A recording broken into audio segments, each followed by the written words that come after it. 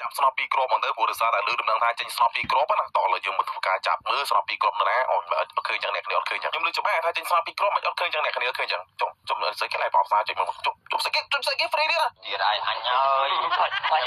បាញ់អត់ត្រូវមែនជុំអ្នកគ្នា free fire មើលងាយខ្ញុំទេអ្នកគ្នាខ្ញុំមកយល់នេះខ្ញុំប្រាប់តែថាខ្ញុំមកសប្បាយចិត្តជាមួយនឹងរបស់ free ហ្នឹងទេខ្ញុំមានលុយច្រើនណាលុយរងហើយនេះគឺចង់ឲ្យអស់កើពេញផ្ទះរបស់នេះតែមិនឲ្យ free ចឹងអាចខ្ញុំមកយល់អ្នកគ្នាធ្វើវីដេអូរាប់ឆ្នាំមិនចាប់លុយអស់រាប់ឆ្នាំមិនមកធ្វើឲ្យ free ណាខ្ញុំមកយល់ខ្ញុំមិនក្រទេខ្ញុំចង់ប្រាប់ថាខ្ញុំមិនក្រទេយាយនិយាយច្រើនម៉េចហ៎និយាយច្រើនម៉េច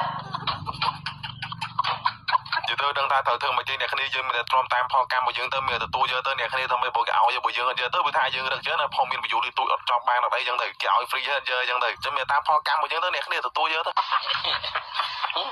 មរត់ជួយមកនិយាយមែន